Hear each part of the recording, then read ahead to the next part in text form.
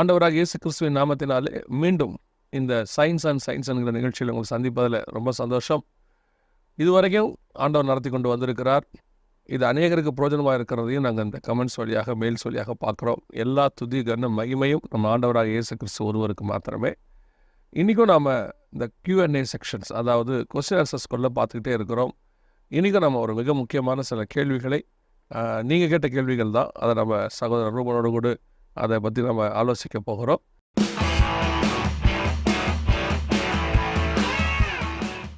இன்னைக்கு நம்ம மத்தியில் சகோதரர் ரூபன் அவங்க வந்திருக்கிறாங்க. Praise lord brother. Praise lord. Thanks for your coming. இங்கே இவ்வளோ தூரம் நீங்கள் வந்ததுக்கு ரொம்ப நன்றி. அநேகருக்கு இந்த கொஸ்டின்ஸ் நீங்கள் இந்த கமெண்ட்ஸ் எல்லாம் பார்க்குறீங்களா? நீங்கள் நிறைய பேர் நிறைய கேள்விகள் கேட்குறாங்க. அவங்க சில கேட்குற கேள்விகள்லாம் அதுக்கப்புறம் தான் நம்ம போய் படிக்க வேண்டியதாக இருக்குது. இந்த கேள்விகள்லாம் இப்படி இருக்குது போல் அப்படின்னு சொல்லி ஒரு அழகாக சொல்லுவாங்க. அதாவது கேள்வி இல்லாத இடத்துல வளர்ச்சி இருக்காது அப்படிம்பாங்க. யாராவது கேட்டுகிட்டே இருந்தாங்கன்னா தான் அடுத்து அதுக்கான ஒரு வளர்ச்சி வந்துகிட்டே இருக்கும் அப்படின்னு சொல்லுவாங்க. ஸோ இப்போது ஆவிக்குரிய வாழ்க்கையில் வளர்கிறதுக்கும் இன்னும் வேதாகமத்தில் அதிகமாக வளர்கிறதுக்கும் இந்த கேள்விகள் ரொம்ப பிரயோஜனமாக இருக்குது அப்படின்னு சொல்லி நான் நினைக்கிறேன். உங்கள் ஒப்பீனியன் என்ன இந்த Q&A செக்ஷனை பற்றி? Price lot. ஒன்ஸ் அகேன் உங்கள் இன்விடேஷனுக்கு ரொம்ப தேங்க்ஸ். ஸோ Q&A நீங்கள் சொன்ன மாதிரி கேள்வி கேட்டு தான் ஒருத்தர் அவங்கள டெவலப் பண்ணிக்க முடியுங்கிறது ஒரு கூற்று. ஆனால் என்னென்னா, நம்ம யாரை கேள்வி கேட்குறோன்னு ஒன்று இருக்குது. நம்ம ஒரு சின்ன ஒரு சின்ன புரிதல் தான் நம்மளுக்கு, எவ்வளோ நம்ம வளர்ந்தாலுமே ஒரு குறிப்பிட்ட அளவு புரிதல் நம்மளுக்கு வரும். அதனால் காட் எப்படிப்பட்டவர், அந்த பேசிக்ஸ் ஃபண்டமெண்டல்ஸ்லாம் புரிஞ்சுட்டு நம்ம கேட்டோம்னா இன்னும் பெட்டர் அண்டர்ஸ்டாண்டிங் நம்மளுக்கு இருக்குங்கிறது என்னுடைய ஒப்பீனியன். ரொம்ப அழகாக சொன்னீங்க. அதாவது யாரை கேட்குறோங்கிறது ரொம்ப ட்ரூ. ஏன்னா கேள்வி கேட்கும் போது நம்ம ஒரு சம்பவம் எனக்கு ஞாபகத்துக்கு வருது. சுப்ரீம் கோர்ட்டில் ஒரு 2-3 மந்த்ஸ்க்கு முன்னாடி நடந்த ஒரு சம்பவம். அப்போது ஏதோ ஒரு வாதம் போயிட்டுருக்குது. அப்போது நீதிபதி தள்ளி வைக்கிறார் அந்த கேஸை. இவர் வக்கீல் நீதிபதியை பார்த்து ஒரு கேள்வி கேட்டார். என்ன கேட்டார்னா, எத்தனை தடவை இப்படி தள்ளி வைப்பீங்க அப்படின்னு சொல்லி ஒரு கேள்வி கேட்டார். கொஞ்சம் சவுண்டாக கேட்டார். உடனே அந்த நீதிபதி சொன்னார், கோர்ட்டுங்கிறத மறந்துடாதீங்க, நீங்கள் பேசுகிறது உச்ச நீதிமன்றத்தினுடைய நீதிபதிக்கிட்ட பேசுகிற ப்ரோட்டோக்கால்னு ஒன்று இருக்குது. இப்படி பேசுகிறது இதான் லாஸ்ட் டைமாக இருக்கணும், வார்ன் பண்ணி விடுறேன் அப்படின்னார். கேள்வி கேட்குறாரு தான், ஆனால் அதை கேட்குற விஷயம் யாரை எந்த இடத்துல எப்படி கேட்குறோங்கிறது வெரி இம்பார்ட்டன்ட் இல்லை? ட்ரூ. ரொம்ப சந்தோஷம். நம்ம ஆண்டவரை கேள்வி கேட்கல, ஆண்டவர் நமக்கு கொடுத்துருக்கிறதுல நம்ம சந்தேகப்பட்டு கேள்வியும் எழுப்பலை இதில். ஸோ தெரியாத விஷயங்களை தெரிந்து கொள்வதற்கான கேள்விகள் தான் இது, இல்லையா? அந்த மாதிரி கேட்குறது ஐ திங்க் நம்மளுடைய ஆவிக்குரிய வளர்ச்சிக்கும் ஹெல்ப்ஃபுல்லாக தான் இருக்கும்னு நான் நம்புகிறேன். ஆமாம், அந்த கேள்விகள் கேட்க தான் செய்யணும். இன்றைக்கி நம்ம அடுத்தபடியாக ஒரு மிக முக்கியமான ஒரு கேள்விக்குள்ளே நம்ம கடந்து போக போகிறோம். முதல் கேள்வி என்னென்னா, வெரி ஆஃபன் எல்லோரும் கேட்குற கேள்வி தான். அதாவது எல்லா சயின்டிஸ்ட்டும் அதுக்கு ஒரு பதில் சொல்லி வச்சுருக்கிறாங்க. நம்ம பைபிள் ஒரு பதில் சொல்லியிருக்கு. பைபிளை நம்புகிறவங்களும் அதுக்கு ஒரு ஆன்சர் கொடுத்துட்டே இருக்காங்க. இப்போ உங்ககிட்ட தான் நாங்கள் அதுக்கு ஆன்சர் எதிர்பார்க்குறோம். கேள்வி என்னென்னா, இந்த சூரியன் உண்டாகி பல ஆயிரம் வருஷங்கள் ஆகுது. சூரியன் நம்ம கணக்கு ஒரு 5000 to 6000 வருஷத்துக்குள்ளே தான் ஆண்டவர் படைச்சிருக்கிறார் எல்லாத்தையும். இப்போ நம்ம ஒரு 6000 வருஷத்தை நோக்கி போய் கொண்டிருக்கிறோங்கிறது ஒரு வேதாகமத்தினுடைய கணக்கு. ஆனால் இவங்க பல மில்லியன் அப்படிங்கிறத கேட்ட உடனே நம்ம எல்லாருமே அதுக்கப்புறம் அதுக்கு பின்னாடி போகிறதில்ல. ஏன் அப்படின்னா, அதுக்கு என்னமோ பல மில்லியனுக்கு நம்ம போய் என்ன பண்ண போகிறோம் அப்படிங்கிற மாதிரி விட்டுறோம் எதாக இருந்தாலும். இப்போது உண்மையிலே சூரியனுடைய அந்த படைப்பு, அதனுடைய வயது, இது எப்படி பைபிளில் எப்படி கொடுத்துருக்குது, நம்ம எப்படி புரிஞ்சிக்கிட்டு இருக்கோம் அப்படிங்கிறத நீங்கள் எக்ஸ்பிளைன் பண்ணால் நல்லாயிருக்கும். ஃபைன். ஸோ இதுக்கு முன்னாடியே நம்ம ஒரு டைம் பார்த்தோம். அந்த ஆதியாகமம் 1வது அதிகாரம் 1வது வசனத்துக்கும் 2வது வசனத்திற்கும் இருக்கிற அந்த ஏஜ், அதுக்கு நடுவில் எவ்வளோ வருஷம் ஆணுச்சுங்கிறத பற்றி வேதம் சொல்லலை. அதுதான் நம்ம பார்த்தோம். பூமியினுடைய வயது 6000 இல்லை, இந்த மனுஷங்களோட அதுக்கப்புறம் படைக்கப்பட்ட விஷயங்களோட உலகத்தின் வயது. Correct. Not about the earth, is about the world. Correct. அதுதான் 6000ங்கிறத நம்ம பார்த்தோம். அதுக்கு முன்னாடி அவர் எப்போ படைச்சாரு அதை பற்றியான இன்ஃபர்மேஷன் நமக்கு கொடுக்கல. ஸோ அதை நம்ம எத்தனை வருஷங்கிறத பற்றியும் பைபிள் சொல்லலை. ஒரு சின்ன கிளாரிஃபிகேஷன் கொடுத்துட்டு வந்துட்டுமா? ஷோர். என்னென்னா, இந்த ஆதியாகமம் 1:1-2 நடுவில் கேப் தியரின்னு ஒன்று இருக்குது. ஒரு சிலர்லாம் என்ன சொல்லுவாங்கன்னா, அதுக்கு நடுவில் ஒரு உலகத்தாண்டவர் உண்டாக்குனார், அது ஒரு அழிவை சந்தித்தது, அதுக்கப்புறம் அப்படின்னாரு. அந்த மாதிரி வேதாகமத்தில் எந்த விதமான ஆதாரம் இல்லை. இதை அவங்களும் அசியூம் பண்ணிக்கிறாங்க. இதுக்கான ப்ரூஃப்ஸ் வேறு எங்கேயுமே கொடுக்கப்படலை. ஆண்டவர் நேரடியாகவோ மறைமுகமாகவோ வேதத்தில் சொல்லலை. கேப் தியரின்னு ஒன்று போயிட்டு, அதனால் அது நம்ம உடனே அது உள்ளே வந்து பாருங்கள் நாங்கள் அப்போ கேப் தியரி சொன்னோமே அப்படின்னு சொல்லுவாங்க. கேப் தியரியும் இல்லை. ரெண்டாவது எர்த் அப்படிங்கிறது இந்த பூமியை குறிக்கிறது. வேர்ல்டு அப்படிங்கிறது வந்து கிரியேஷன், உலகம். அதாவது அந்த பூமிக்குள்ளே கர்த்தர் உண்டாக்குனது. இந்த டிஃப்ரென்ஸ் உங்களுக்கு தெரிஞ்சிருச்சுன்னா சகோதரர் சொன்னது உங்களுக்கு ஈஸியாக புரியும். அதுக்காக தான் சொல்கிறோம். சரி brother. இப்போ வந்து சூரியனை படைக்கிறாரு. அதுக்கப்புறம் போன எபிசோடில் பார்த்தோம், அந்த 1வது அதிகாரம் 3வது வசனத்தில் வெளிச்சம் உண்டாக கடவுது அப்படின்னு சொல்கிறது அது சூரியனோட வெளிச்சம் கிடையாது. ஆமாம், அதை பற்றி அவர் தெளிவாக சொல்லிட்டீங்க. ஆமாம்.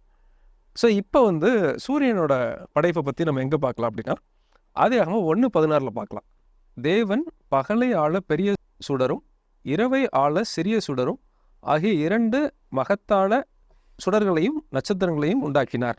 இதில் வந்து ஆண்டவர் வந்து சூரியனையும் சந்திரனையும் படைத்த நரேஷன் இதில் பார்க்குறோம். இதில் என்ன நம்ம கவனிக்க வேண்டியது அப்படின்னா, பைபிளில் பயன்படுத்தப்படுகிற அந்த பதங்கள், வார்த்தைகள் வேர்ட்ஸ், அதாவது கொஞ்சம் இம்பார்ட்டன்ஸ் கொடுத்து படிக்கணும். இதில் போட்டிருக்க வேர்டு வந்து என்னென்னு பார்த்தீங்கன்னா, இங்கிலீஷில் இன்னும் கிளியராக இருக்கும். உண்டாக்கினார்ன்னு இருக்குது தமிழில், இங்கிலீஷில் ஹி மேட். அதே இதை நீங்கள் ஆதியாகமம் 1:1 பார்த்தீங்கன்னா சிருஷ்டித்தார்ன்னு இருக்கும். ஹி கிரியேட்டட் அப்படிங்கிற ஒரு வேர்டை பார்க்கணும். இந்த ரெண்டுக்கும் உள்ளதான வித்தியாசம் என்னென்னு பார்த்தீங்கன்னா, யூஸ்வலாக மேக்குங்கிறது ப்ரொடக்ஷன் டேர்ம்னு சொல்லுவாங்க. ப்ரொடக்ஷன் டேர்ம்னா என்ன அப்படின்னா, இப்போ வந்து ஒரு சைக்கிளை செய்கிறாங்க. அதை வந்து புதுசாக ஃபஸ்ட்டு செய்யலை, பல பொருளை வாங்கி நட்டு போட்டெல்லாம் அசம்பிள் பண்ணி சைக்கிளை மேக் பண்ணுறாங்க. இதுதான் ப்ரொடக்ஷன் டேர்ம். இது வந்து சிருஷ்டிக்கலை, அதாவது இதை வந்து அவங்க புதுசாக படைக்கலை. கரெக்ட். இவங்க வந்து படைக்கப்பட்டதுலேருந்து எடுத்து செய்கிறாங்க. இதை டிஸ்கவரிக்கும் இன்வென்ஷனுக்கும் உள்ள டிஃபரன்ஸ் மாதிரி இது. அது மாதிரி ரைட். ஆண்டவர் வந்து அங்கே ஃப்ரெஷ்ஷாக சிருஷ்டிச்சார்னு போடல. 1வது அதிகாரம் 1வது வசனத்தை சொன்ன மாதிரி ஃப்ரெஷ்ஷாக சிருஷ்டிச்சார்னு போடல, ஹி மேட். ஸோ இது எதை குறிக்குதுன்னு நான் நினைக்கிறேன்னா, ஆண்டவர் எதையோ எடுத்து இந்த சூரியனை கிரியேட் பண்ணியிருக்காரு. இது எதை எடுத்து பண்ணாருங்கிறத பற்றி பைபிள் சொல்லலை. ஒருவேளை மீதி அதுவும் ஒரு ஸ்டார் தானே, சூரியனோட பெரிய ஸ்டார்ஸ் இருக்குது, சூரியனோட சின்ன சின்ன ஸ்டார்ஸ் இருக்குது. ஏதோ ஒரு விஷயத்த 4 ஸ்டார் எடுத்து ஒன்றாக்கி படைச்சிருக்கலாம். ஒரு சின்ன கிளாரிஃபிகேஷன் கொடுத்துறேன். ஒரு சந்தேகம் வந்துடும் இவங்களுக்கு.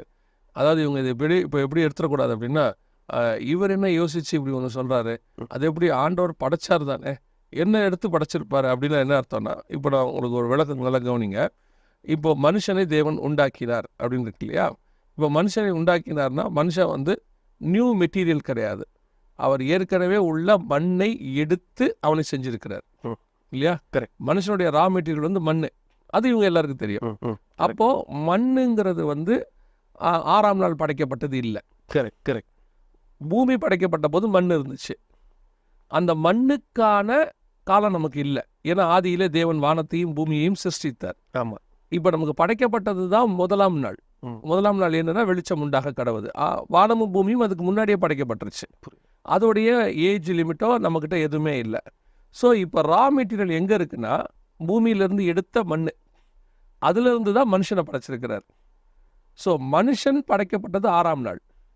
ஆனால் அவன் படைக்கப்பட்டதான ரா மெட்டீரியல் 6ஆம் நாள் கிடையாது. அது மண், பூமி உண்டாகும் போதுலேருந்து எடுத்தது. கரெக்ட். எக்ஸாக்டாக சொன்னீங்க. இதே தான் நம்ம சூரியனுக்கு எடுக்கிறோம். ஓகே. இப்போ ஒரு சைக்கிள் இருக்குது. சைக்கிளோட மேனுஃபேக்சரிங் டேட் நம்மளுக்கு தெரியும், அதுதான் ப்ரொடக்ஷன் டேட்டுன்னு நம்ம சொல்கிறோம். ஆனால் அந்த டியூப் என்னைக்கு செஞ்சாங்க, அந்த டயர் என்னைக்கு செஞ்சாங்க, அந்த பெல் என்னைக்கு செஞ்சாங்க, அதில் இருக்கிறதான பம்பர் எப்போ செஞ்சாங்க, இதை பற்றியான இன்ஃபர்மேஷன் நம்மளுக்கு தெரியாது. இன்னும் சொல்ல போனால் அந்த பெல்லை செய்யறதுக்கு தேவையான அந்த இரும்பு, ஆமாம், அது என்னைக்கு உருவாச்சு நமக்கு தெரியாது. அதே மாதிரி செயின் செய்யறதுக்கான அதில் உள்ள கிரீஸ், அது என்னைக்கு உருவாச்சுன்னு தெரியாது. ஆனால் இது எல்லாம் சேர்ந்து ஒரு சைக்கிள்னு ஒன்று உருவாச்சு. சைக்கிள் உருவான டேட் நம்மக்கிட்ட இருக்குது. கரெக்ட். இப்போ நீங்கள் தனித்தனியாக பிரித்து, இப்போது சயின்ஸ் அதை தான் செய்யுதுன்னு நான் நினைக்கிறேன். இந்த சைக்கிளை பிரித்து பாருங்கள், இந்த சைக்கிளில் இருக்கக்கூடியதான இந்த இரும்பு இத்தனை 1000 மில்லியன் வருஷத்துக்கு முன்னாடி உள்ளது. அப்போ இது சைக்கிள் இத்தனை 1000 வருஷத்துக்கு முன்னாடி தானே இருக்கணும். ரொம்ப அழகாக சொன்னீங்க. இதே லாஜிக் தான். ஓகே. அவங்க அப்படி சொன்ன உடனே நம்ம ஆட்கள் வந்து கன்ஃபியூஸ் ஆயிடுது. ஏன்னா தனியாக எடுத்து பிரித்து அந்த மண்ணை எடுத்து, இப்போ மனுஷனுக்கு ஒரு வச்சுங்களேன், அந்த மண்ணை எடுத்து மண்ணை மட்டும் ஆராய்ச்சி பண்ணால் கண்டிப்பாக பூமி வந்து 6000 வருஷம் இல்லை, அது அதுக்கு முன்னாடி படைச்சிட்டார். ஆதியிலே தேவன் வானத்தையும் பூமியையும் சிருஷ்டித்தார். அதுக்கப்புறமா தான் 1வது நாளில் தான் வெளிச்சம் உண்டாக கடவுது, 2வது நாளில் தான் ஆகாய விரிவு, 3வது நாளில் மரம் செடி கொடி, 4வது நாளில் சூரியன் சந்திரன். ஆனால் இது எல்லாத்துக்குமே ரா மெட்டீரியல் வேறு. அது வந்து பல ஆயிரம் வருஷமோ எத்தனாயிரம் வருஷமோ அது ஆண்டவருக்கு தான் தெரியும். அவருக்கு தான் தெரியும். ஸோ இவங்க என்ன பண்ணாங்கன்னா பிரித்து எடுத்துக்கிட்டு அந்த பிரித்த ப்ராடக்டை வச்சுக்கிட்டு அந்த ப்ராடக்டை எடுத்துக்கோங்க. இப்போ ஒரு உதாரணம் இப்படி சொன்னால் இவங்க ஒத்துப்பாங்கன்னு தெரியாது. ஒருத்தர் நகையை போட்டுக்கிட்டு ஒரு பெண் வருதுன்னு வச்சுக்கோங்க. அந்த பெண்ணுடைய ஏஜும் தங்கத்தோட ஏஜும் ஒரே ஏஜ் இல்லைல்ல. எக்ஸாக்டாக அந்த தங்கத்தை எடுத்து இந்த தங்கம் உருவாகி கிட்டத்தட்ட அந்த தங்கத்தை பார்த்தா ஒரு 1000 வருஷத்துக்கு முன்னாடி உள்ள தங்கம் மாதிரி இருக்குது. அப்போ இதை போட்டிருக்கிற பொண்ணும் 1000 வருஷமாக தான் இருக்கணும்னா இது என்ன கான்செப்ட்? எக்ஸாக்டாக சொன்னீங்க. ரொம்ப அழகாக எக்ஸ்பிளைன் பண்ணீங்க. அதே மாதிரி தான் இப்போ நீங்கள் சூரியனையும் சொல்ல வரீங்க. அதே தான். ஸோ அதை வச்சு நம்ம ஒரே ஒரு இதை மட்டும் எடுத்துகிட்டு இது வந்து இத்தனை மில்லியன் வருஷம் அத்தனை கோடி வருஷம் அப்படின்னு சொல்கிறது ஆண்டவருடைய வார்த்தையில் நம்மளுக்கு ஹிண்ட் கொடுத்துட்டார். ஸோ இதில் வந்து ரொம்ப இம்பார்ட்டண்ட்டான வேர்டு என்னன்னா மேடு, அதாவது உண்டாக்கினார் இல்லையா. அதில் வந்து சிருஷ்டித்தார், கிரியேட்டர். கிரியேட்டட் வந்து எத்தனாயிரம் வருஷம் வேணால் இருக்கலாம். ஆதியிலே தேவன் வானத்தையும் பூமியும் சிருஷ்டித்தார், கிரியேஷன் காணு. இப்போ நீங்கள் ஒருவேளை ஹீப்ரோலையுமே அந்த வேர்டோட டிஃபரன்ஸ் இருக்குன்னு நான் நினைக்கிறேன். அதை பார்க்கும் பொழுது இல்லையா, இதுக்கு யூஸ் பண்ணியிருக்கப்படுற வேர்டும் அதுக்கு யூஸ் பண்ணியிருக்கப்படுற வேர்டும் வேறு வேறு. ஆமாம், ஹீப்ரோவில் வந்து வேயா ஆஷ் அப்படிங்கிற ஒரு வேர்டை யூஸ் பண்ணியிருக்கிறாங்க. அதாவது உண்டாக்கினார் அப்படிங்கிறதுக்கு, சூரியனை உண்டாக்கினாருங்கிறதுக்கு வேயா ஆஷ் அப்படிங்கிற ஒரு வேர்டை யூஸ் பண்ணியிருக்கிறாங்க.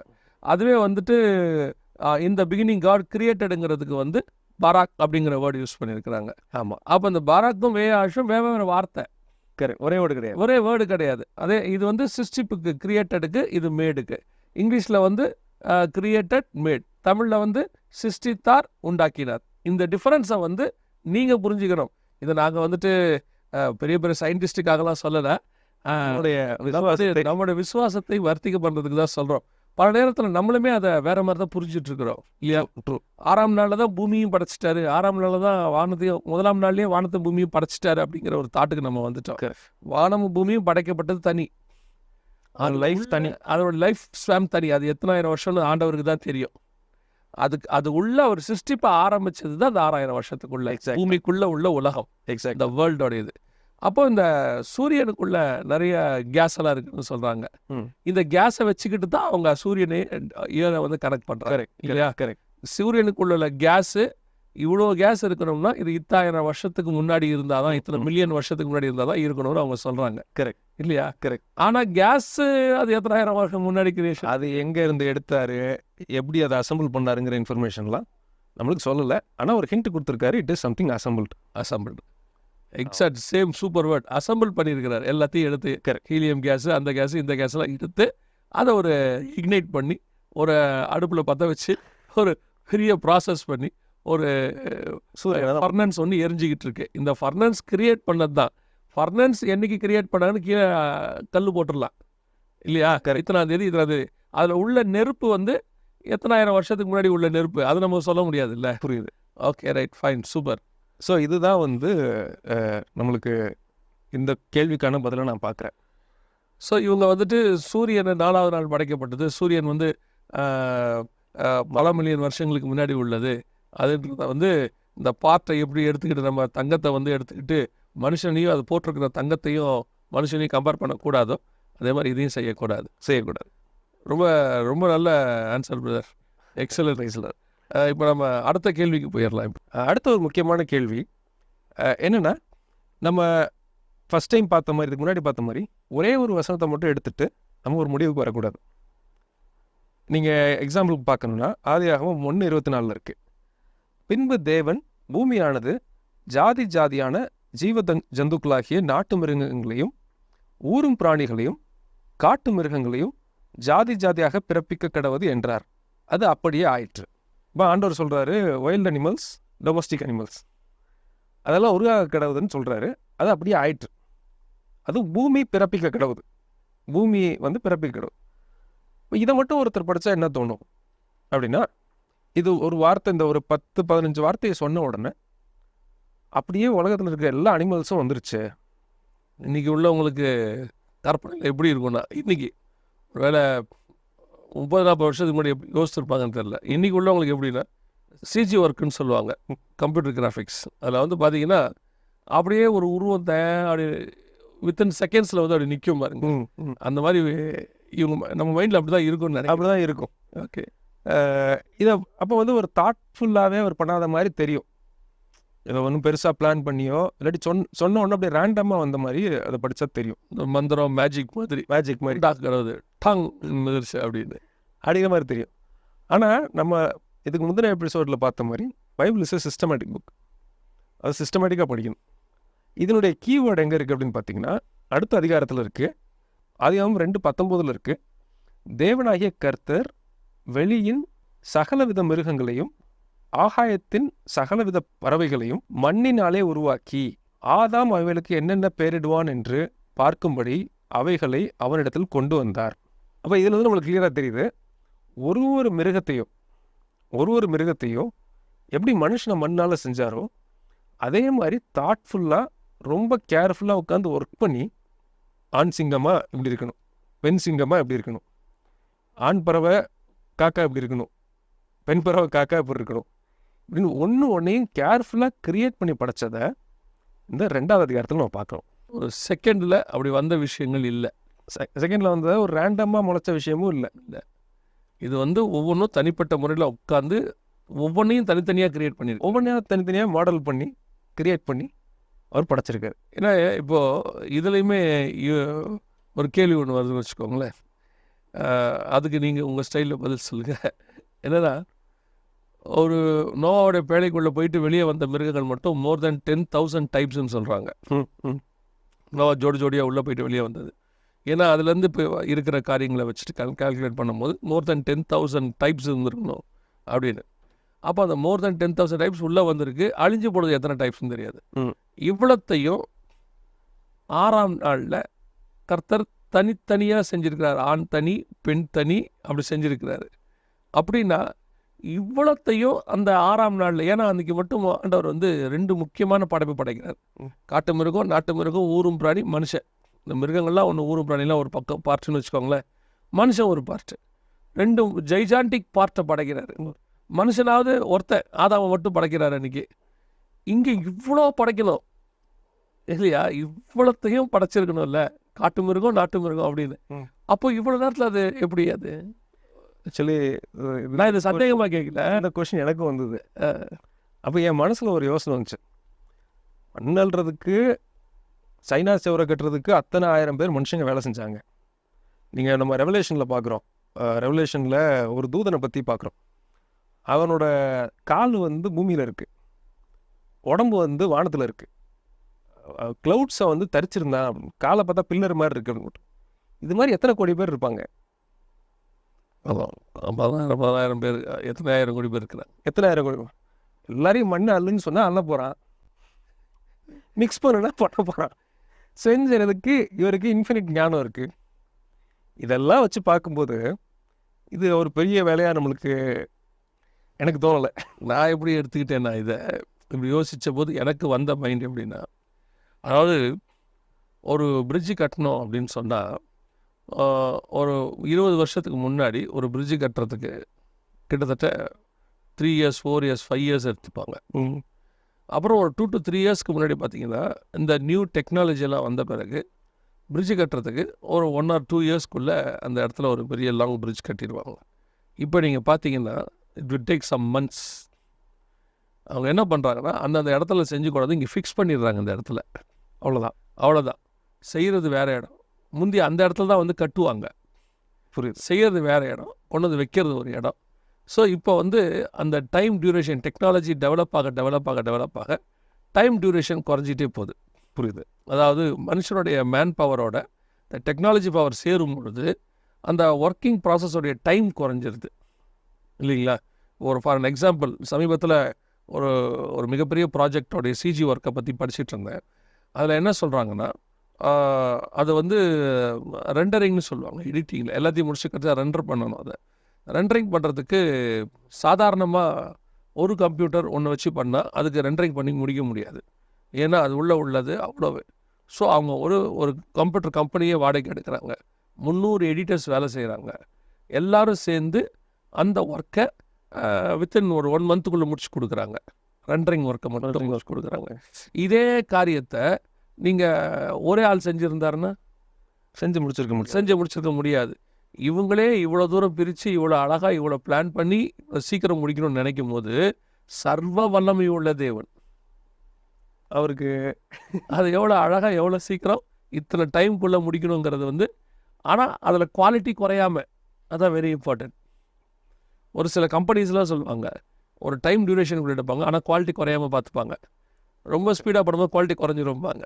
எவ்வளோ ஒரு ஞானம், ஆனால் அடர்ந்த, அதான் அதை அளவிட முடியாதது ஒரு ஞானம். இன்ஃபினிட் ஞானம். இன்ஃபினிட்டி ஞானம் ரொம்ப அழகாக படைக்கினுடைய கிரியேஷன்ஸ். இதில் என்ன ஒரு வியப்பான விஷயம் அப்படின்னா, இந்த மிருகங்களாகட்டும் மனுஷனாகட்டும் ரெண்டையுமே மண்ணை வச்சு மாடல் பண்ணிட்டு செய்கிறாரு. மண்ணை வச்சுட்டு இதை 1:1 ஸ்கேல் மாடல்னு சொல்லுவாங்க. இன்றைக்கி அதை நம்ம பண்ணிகிட்ருக்கோம்.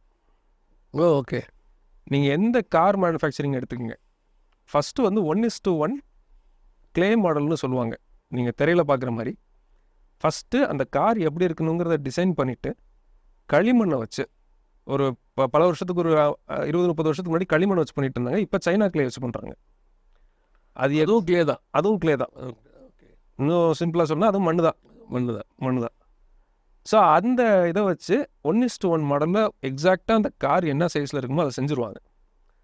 அதுக்கப்புறம் பார்ப்பாங்க ஏஸ்தட்டிக்ஸ் எப்படி இருக்குது, அழகாக இருக்கா. அதோட முக்கியமான விஷயம் ஏரோடைனமிக்ஸ்னு சொல்லுவோம். அந்த ஒரு காற்றை வந்து எப்படி கார் கிழிச்சிட்டு போகுது, அதுதான் ட்ராகு, இந்த விஷயங்கள்லாம் வருது. அந்த பெர்ஃபார்மன்ஸ் ஆஃப் தி கார் வந்து இதை டிபெண்ட் பண்ணி தான் இருக்கும். அது எப்படி எந்த வகையில் காற்றை பேரி பாய்ந்துட்டு போகுது அப்படிங்கிறது. அதை இப்போ டெஸ்ட் பண்ணுறதுக்கு கிளே மாடல் வச்சு தான் டெஸ்ட் பண்ணுவாங்க. ஃபஸ்ட்டு மண்ணில் ஃபுல்லாக செஞ்சுருவாங்க. செஞ்சுட்டு அதுக்கப்புறம் இதோட ஒரிஜினலை செய்வாங்க. அதுக்கப்புறம் அதை மாடலாக வச்சு தான் ஒரிஜினலே செய்வாங்க. ஓகே, இது எனக்கு புது நியூஸு. ஓகே, ஸோ அதில் எப்படி ஏர் ஃப்ளோ இருக்குது அதெல்லாம் டெஸ்ட் பண்ணுவாங்க ஃபஸ்ட்டு. அதில் ஏதாவது சேஞ்சஸ் கொண்டு வரணும்னா அந்த கிளே மாடல்லே சேஞ்சஸ் பண்ணி பார்ப்பாங்க. அதுக்கப்புறம் தான் ப்ரொடக்ஷன் ப்ரோட்டோடைப்பாக வரும். ஃபஸ்ட்டு செய்கிற ப்ராடக்டை ப்ரோட்டோடைப்புன்னு சொல்லுவாங்க. ப்ரோட்டோடைப் வந்த பிறகு தான் அதுக்கப்புறம் அதை டெஸ்ட்லாம் பண்ணி பார்த்து ப்ரொடக்ஷன் மாடலாக அதை மாற்றுவாங்க. ப்ரொடக்ஷனுக்கு வரும், மாஸ் ப்ரொடக்ஷனுக்கு. ஓகே, அப்போ எந்த ஒரு ப்ராடக்ட்டும் செய்யறதுக்கு முன்னாடி மண்ணில் செஞ்சுருவாங்க. மண்ணில் செஞ்சு அதோடைய மொத்த மாடலையும் செக் பண்ணி பார்த்துருவாங்க. அதோட அட்வான்டேஜ் டிஸ்அட்வான்டேஜ் எல்லாத்தையுமே அதில் பார்த்துருவாங்க. பார்த்துட்டு அதுக்கப்புறம் அதை வந்துட்டு அவங்க கம்ப்யூட்டர் கொண்டு போய் அங்கேருந்து ஒரிஜினலை செய்ய போகிறாங்க அவங்க. ஆமாம் இல்லையா? இவர் அந்த மண்ணையே அப்படியே மாற்றிட்டார். மண்ணையே மாற்றிட்டார். அவர் லெவலுக்கு அவர் பண்ணியிருக்காரு. நம்ம லெவலுக்கு நம்ம அந்த மண்ணை ஜீவனோட மாற்ற நம்மக்கிட்ட அதிகாரம் இல்லை, அதாவது சக்தி இல்லை நமக்கு. அதனால் நம்ம என்ன செய்கிறோன்னா அதை கம்ப்யூட்டருக்கு கொண்டு போய் அதே மாதிரி செய்கிறோம். கரெக்ட் இல்லையா? ஆனால் இதில் ஒரு பெரிய ஆச்சரியம் என்னென்னா, இவங்க செய்யக்கூடிய எல்லா அந்த ஒரு கார் உதாரணத்துக்கு சொல்கிறேன், அதோடைய எல்லா பார்ட்டுமே ரா மெட்டீரியல் எல்லாமே பூமியிலேருந்து எடுத்தது தான். எக்ஸாக்டாக ஒரே ஒரு பொருள் கூட நம்ம நத்திங்லேருந்து கொண்டு வரவே முடியாது. எல்லாமே பூமியிலேருந்து எடுத்தது தான். இப்போ நம்ம ஆட்டோர் ஒரு மண்ணை எடுத்து ஒன்று செஞ்சுருக்கிறாரு. இவங்க ஒரு பார்ட்டாக அதே பூமியிலேருந்து மண்ணிலேருந்து எடுத்து அதை வேறு விதமாக கேஸ்டிங் பண்ணி, இல்லையா? அதுவும் மண்ணு தானே. கேஸ்டிங் ஒரு விதமான மண்ணு தானே. அப்போ அந்த பூமியிலேருந்து இருக்கக்கூடிய ஒவ்வொரு ரா மெட்டீரியலையும் கொஞ்சம் இவங்க எதையுமே கிரியேட் பண்ணல, மேட் பண்ணியிருக்காங்க. கிரியேட்டே பண்ண முடியாது, யாராலையும் கிரியேட் பண்ண முடியாது, மேட் பண்ணுறாங்க. இல்லையா? அப்போ அவங்க கிரியேட் பண்ண ப்ராடக்ட்ஸ் எல்லாம் எடுத்து கொண்டு வந்து ஒரு ப்ராடக்டை மேட் பண்ணிட்டாங்க. மேட் பண்ணிட்டு சொல்கிறாங்க, பாருங்கள் நாங்கள் எவ்வளோ பெருசாக மேட் பண்ணுறோம், எங்கள் டெக்னாலஜி வளர்ந்துருச்சு, சயின்ஸ் வளர்ந்துருச்சு, காட் இல்லை. இதுதான் அவங்களுடைய கடைசி ஸ்டேட்மெண்ட். அவ்வளோதான். இல்லையா? இதில் என்னென்னா, இவங்க வந்து இந்த ரா மெட்டீரியல் இல்லாமல் ஒன்றுமே செய்ய முடியாது. இவங்களால் ஒன்று கூட செய்ய முடியாது. நம்மளால் அத்தனையும் கிரியேட்டட் பை காட். அந்த கிரியேட்டரை பற்றி இவங்ககிட்ட ஆன்சரே இல்லை. அது ஆன்சர் இல்லாத கொஷின் கூட அதை கூட விட்டுருங்க. ஒழுங்காக படித்தும் பார்க்குறது இல்லை. வேதத்தில் உள்ளது சொல்லாது, பைபிளில் இருக்கிறத படிக்கிறதும் கிடையாது. அதில் ஒரே ஒரு விஷயத்தை எடுத்துக்கிட்டு அது எப்படி இது எப்படின்ட்டு ஏதோ அவரை விட ஜாஸ்தியாக நம்ம சிந்திக்க இருக்கிற கெப்பாசிட்டி இருக்கிற மாதிரி ரொம்ப. இப்போ எனக்கு இதை பார்க்கும்போது ஒரு விஷயம் என்ன தோணுது அப்படின்னு கேட்டால், இது அவர் அப்போது இது நமக்கு தெரியறதுக்கு எழுதி கொடுத்துருக்குறாரு. ஒருவேளை எழுதி கொடுத்தே இவங்கெல்லாம் இப்படி பேசுகிறாங்களே, ஒருவேளை இவங்க எழுதி கொடுக்காம இருந்திருந்தா என்ன ஆயிருக்கும்? ஸோ நமக்கு அதை எழுதி கொடுத்ததை பற்றி எவ்வளோ பெரிய மகத்துவம் நான் நினைக்கிறேன். அதை புரிஞ்சிக்கூடிய கெப்பாசிட்டி இருக்கிறதும் பெரிய கிரேஸ் தான் நான் பார்க்குறேன். இல்லை, அதுவும் இன்னொரு விஷயம் என்னென்னா, இதில் நம்ம இன்னொரு ஒரு தேவனுடைய இன்னொரு நீங்கள் சொல்லுவீங்க அந்த எழுத்து நடை அப்படிங்களா, அதில் நான் எப்படி பார்க்குறோம் அப்படின்னா, காட் வந்து எழுதி கொடுத்ததுக்கு ஒரு ரீசன் இருக்குல்ல. கரெக்ட். என்ன ரீசன் நினைக்கிறீங்க நீங்கள்? ஸோ நம்ம பைபிளோட அப்ஜெக்டிவை புரிஞ்சுக்கணும். ஸோ கிரியேஷனை பற்றி பார்க்கும்போது ஃபஸ்ட்டு 2 அதிகாரத்தை எடுத்துக்கும். அதிகாரம் 2 அதிகாரத்தை எடுத்துக்கும். நான் ஒரு சின்ன கால்குலேஷன் பண்ணேன், எத்தனை வசனங்கள் இருக்குது, எத்தனை வார்த்தைகள் இருக்குது அப்படின்ட்டு. அப்ராக்சிமேட்லி இங்கிலீஷ் எடிஷன் NIVல பார்க்கும்போது 55 வசனமும் ஆல்மோஸ்ட் 1411 வார்த்தைகளும் இருக்குது. இதுக்குள்ளே மொத்த கிரியேஷனை பற்றி சொல்லிட்டார் அவர். ஓ, 7 நாளில் படைக்கப்பட்ட அந்த 6 நாளில் படைக்கப்பட்ட எல்லாத்தையுமே சொல்லிட்டார். ஓகே, இதை நான் எதோட கம்பேர் பண்ணணும்னு நினைக்கிறேன்னா, நம்ம வந்து காலேஜ் படிக்கும்போது இந்த ப்ராஜெக்ட் செய்ய சொல்லுவாங்க. அதான் 3/4 பேர் பண்ண மாட்டோம். ஒரு 2000 ரூபா 3000 ரூபா கொடுத்து வாங்கி வைப்போம். இந்த ப்ராஜெக்ட் சென்டரில் போய் வாங்கி கொடுப்போம். ஆமாம், அது ஒரு மொக்க ப்ராஜெக்டாக இருக்கும். அதோட எக்ஸ்ப்ளனேஷன் பார்த்திங்கன்னா ஒரு புக் கொடுப்போம். நான் வாங்கினதை நீங்கள் சொல்லலை. நான் வாங்கினதே சொல்லுவேன், எனக்கு ப்ராப்பர்ட்டி சொன்ன மாதிரி இருந்துச்சு. சரி. ஸோ ஒரு மொக்க ப்ராஜெக்ட்டுக்கு ஒரு புக்கு சைஸுக்கு நம்ம சினாப்சிஸ் கொடுப்போம். காட் வந்து பார்த்திங்கன்னா இவ்வளோத்தையும் பண்ணிவிட்டு ஒரு 2 பக்கத்தில் கொடுத்துட்டார். ஒருவேளை மோசே உட்காந்து அது எப்படி இது எப்படின்னு கேட்டுக்கிட்டே இருந்தாருன்னா, மோசே தான் அதை எழுதுனது இல்லையா? அதிகாகமத்தை எழுதுனது மோசே. இன்னைக்கு வரைக்கும் கானானுக்கே போயிருக்க மாட்டார். ஒவ்வொன்றத்தையும் கிரியேஷன் அவர் எக்ஸ்பிளைன் பண்ணி சொல்லிட்டு இருந்தார். எல்லாம் அது எப்படி இப்படி இப்படின்னு நம்ம இன்னைக்கு கேட்குற கேள்வியை ஃபுல்லாக மோசே கேட்டு எழுதியிருந்தாருன்னா சொல்லியிருப்பார் ஆண்டவர். ஆனால் இன்னைக்கு வரைக்கும் ஜனங்கள் கானானுக்கு போயிருக்க மாட்டாங்க, அங்கேயே உட்காந்துட்டு இருக்க வேண்டியதான். சிலை மலையிலேயே அதை கேட்டுகிட்டே உட்காந்துருக்க வேண்டியது தான். இவனை ரா மெட்டீரியல் எப்படி பண்ணீங்க, மண் எங்கேருந்து வந்துச்சு, என்ன சைஸ் போட்டிங்க, எவ்வளோ கலவை கலந்தீங்க, கிட்னியை எதில் உருவாக்குனீங்க, இப்படியே ஒன்று ஒன்றா கேட்க ஆரம்பிச்சிருந்து ஒவ்வொரு கிரியேஷனுக்கு பின்னாடி போயிருந்தால் அவர் சொல்ல ரெடியாக தான் இருந்திருப்பார். ஆமாம். ஆனால் மனுஷனுக்கு மோசேக்கு 120 வருஷம் பத்தாது. இன்னைக்கு வரைக்கும் எழுதிட்டு இருக்கலாம். காக்கா ஏன் கருப்பாக இருக்குது, மயில் ஏன் அந்த கலரில் இருக்குது, இந்த பிக்மெண்ட் எங்கேருந்து எடுத்தீங்க, அதுக்கு என்ன காம்பினேஷன், இது கலர் கோடிங் என்னது, இது HTML இதுக்கு பர்டிகுலர் கலருக்கு என்ன கோடிங்னு சொன்னால் சொல்லியிருப்பார். அவர் கேட்டுக்கிட்டே இருந்திருப்பார் இப்போ வரைக்கும். ஸோ இப்போ எழுதி கொடுத்தது காட் கொடுத்தது அப்ஜெக்டிவ் பார்த்திங்கன்னா நம்ம ரீசனிங்கோட நம்புறதுக்கு என்னென்ன தேவையோ அதை ஃபுல்லாக பண்ணியிருக்காரு. ரீசனிங் இல்லாமல் ஆண்டவர் சொல்லலை, இதை ரீசன் பண்ணி பார்க்கலாம். இவ்வளோ நம்ம டெஸ்ட் பண்ணுறோம் இல்லையா, உலகத்தில் எந்த வேர்ல்டுலையும் இதில் 1% கூட டெஸ்ட் பண்ண முடியாது. ஓகே, உலகத்தில் எந்த புக்கு வேணால் எடுத்துக்கங்க, இவ்வளோ ஸ்ட்ரெஸ்ஸு கொடுத்து இவ்வளோ அது மேலே ப்ரெஷர் போட்டு டெஸ்ட் பண்ணுறோம் இல்லையா, இந்த எபிலிட்டி ஒரு புக் கூட கிடையாது. Not even one. வேறு எந்த புக்கையுமே இவ்வளோ தூரம் சோதனைக்கு உட்படுத்துனது இல்லை. சோதனைக்கு உட்படுத்த முடியாது. ஸோ ஆண்டவர் தான் நமக்காக பாடு அனுபவிச்சான்னு பார்த்தா ஒரு வார்த்தையும் பாடு அனுபவிச்சுக்கிட்டு இருக்கோம். எவ்வளோ போட்டு அதை என்ன ப்ரெஷர் கொடுக்குறாங்க, ஆனால் அதை ப்ரூஃப் பண்ணிகிட்டே இருக்குது இன்ன வரைக்கும். இன்றைக்கி வரைக்கும் ப்ரூஃப் பண்ணிகிட்டு இருக்கு. அதில் அவ்வளோ இதை கொடுத்து வச்சுருக்காரு. அப்ஜெக்டிவ் நம்ம ரீசனிங்கோட லாஜிக்கல் ரீசனிங்கோட அவர் நம்புறதுக்கு என்னென்ன இருக்கோ எல்லாத்தையும் பண்ணியிருக்காரு. நான் எப்படி இதை பார்க்குறேன்னா, இந்த 2 அதிகாரத்தில் ஏன் இவ்வளோ கொடுத்துருக்காருன்னா, பொதுவாக ஒரு கம்பெனி தங்களுடைய ப்ராடக்டை பற்றி பேசும்போது அந்த ப்ராடக்டில் இன்க்ரீடியன்ட்ஸ்னு ஒன்று போட்டு என்னென்னலாம் கொடுத்துருக்குறோம், அதில் எவ்வளோ கலந்துருக்கோன்னு ஒரு அளவுக்கு கொடுப்பாங்க. பட் அந்த இப்போ ஒரு உதாரணத்துக்கு கொக்கோ கோலா எடுத்துக்கோங்களேன், அந்த கொக்கோ கோலாவுடைய ஃபார்முலாவை அவங்க சொல்ல போகிறது கிடையாது தானே. சொல்லணுன்ற அவசியம் இல்லை. உனக்கு வேண்டியது கொக்கோ கோலா குடிச்சிக்க, அதில் என்ன கலந்துருக்கேன்னு ஒரு இதை கொடுத்துருக்க, பார்த்துக்க, இதை வச்சுக்கிட்டு உன்னால் எவ்வளோ புரிஞ்சுக்க. அதான் சொல்கிறாங்க. உலகத்தில் உள்ள எல்லா ப்ராடக்ட்டும் அப்படி தானே இருக்கு. கரெக்ட். இதை ஆரம்பித்து வச்சது அவர் தானே. ஆரம்பிச்சது அவர் தான். ஆனால் அவர்கிட்ட மட்டும் நம்ம நிறைய கேட்போம். அவர் அதை தான் சொல்லியிருக்கிறாரு, நான் எப்படி கிரியேட் பண்ணேங்கிறதுக்கான இன்க்ரீடியன்ஸை வந்து இப்படி கொடுத்துருக்காரு. மண்ணில் செஞ்சேன், இவ்வளோ செஞ்சேன், இப்படி செஞ்சுருக்கேன், இத்தனை நாளில் செஞ்சேன், இவ்வளோ பண்ணேன் அப்படின்ட்டு. ஆனால் ஒவ்வொன்றுத்துக்கும் எடுத்து இதை என்ன எவ்வளோ மிக்ஸ் பண்ணேன், எந்த லேபில் பண்ணேன், எந்த அளவுக்கு பண்ணேங்கிறத அவர் தனிப்பட்ட முறையில் எக்ஸ்பிளைன் பண்ணலை. அந்த இடத்துல தேவையும் இல்லை. அதை அவர் சொல்லி தான் நம்ம அதை புரிஞ்சுக்கணும். நம்ம வேறு எதுக்கும் அப்படி கேட்குறதும் இல்லை. எக்ஸாக்டாக அது எந்த ஒரு ப்ராடக்ட்டும் அப்படி நம்ம கேட்குறது இல்லை. பைபிள்னால் மட்டும் அதை நம்ம கொஸ்டின் பண்ண வரோம் நம்ம. கரெக்ட். ரொம்ப சந்தோஷம். எனக்கு நிறைய தெளிவுகள் இதில் கிடச்சிருக்குது. வேதத்தை பார்க்குற கண்ணோட்டம் எனக்கு மாறி இருக்கிறது. ஆனால் நானுமே பல நேரங்களில் 6ஆம் நாளில் அப்படி மேஜிக் மாதிரி தான் எல்லாம் வந்திருக்கும் போல் அப்படின்னு தான் யோசிச்சுட்டு இருந்த காலங்கள்லாம் இருக்குது. ரொம்ப சந்தோஷம். நேரம் முடிவடையுது. இன்னொரு எபிசோடில் இன்னொரு கேள்வி பதில் செக்ஷனில் இவங்களை சந்திப்போம். நீங்கள் வந்ததுக்கு ரொம்ப நன்றி. தேங்க்யூ. ப்ரைஸ் எல்லாம். தேங்க்யூ.